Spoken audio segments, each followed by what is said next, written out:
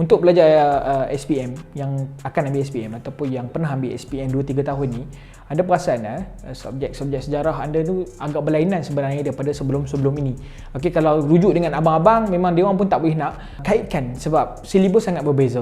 Sini saya nak bagi tahu sedikit perbezaan antara KBSM dan juga KSSM dari sektor buku teks sejarah sahaja. Pertama sekali, KSSM ini dia berpandukan modul pengajian abad ke-21, iaitu dia mementingkan tentang skill pelajar itu, kemahiran berfikir dan sebagainya. Tetapi modul yang lama dia lebih kepada fakta semata-mata. Kalau kita lihat sebenarnya buku teks yang baru ini, sejarah KSSM, banyak perkara-perkara baru, input-input baru diletakkan dan dia disusun mengikut kronologi. Sebagai contoh, tingkatan 2 belajar zaman kerajaan Melayu lama, zaman Melaka, zaman Johor hinggalah asal-usul Kesultanan Negeri-Negeri. Kemudian tingkatan 3 datang pula cerita tentang kedatangan penjajah. Tingkatan 4 cerita tentang dasar British Perang Dunia Kedua dan sehingga ke merdeka, dan tingkatan 5 cerita tentang selepas kemerdekaan. Itu satu benda yang bagus tentang buku teks yang baru ini. Tetapi apapun, kita kena lihat secara menyeluruh ataupun secara komprehensif. Sebenarnya buku teks yang baru ni silibus dia agak sedikit berat berbanding dahulu.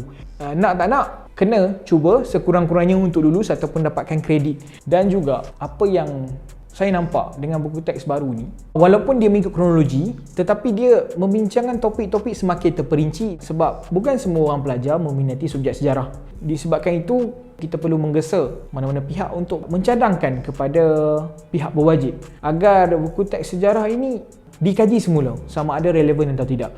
Sebagai saya yang pernah menjawab peperiksaan sejarah dahulu, iaitu 8 tahun lalu, saya akui sangat berbeza. Okay, soalan-soalan sangat berbeza, makin sukar dan memberi satu beban kepada pelajar. Saya bukan menentang, saya menyokong subjek sejarah, cuma saya merasakan buku teks yang baru ini ada beberapa silibus ataupun beberapa tajuk yang perlu diringankan semula supaya dapat memudahkan orang memahami sejarah. Kenapa kita nak menyusahkan sejarah? Sedangkan kita boleh menyenangkan dengan penceritaan sejarah itu. Sejarah ni sebenarnya kita belajar untuk kita kenal keturunan kita, negara kita, dan membuatkan kita bersifat patriotik terhadap negara. Tetapi apabila kita terlalu ditekankan, apa yang nak dicapai itu tak terdapat. Tetapi lebih kepada orang yang tidak bersetuju dengan perkara itu.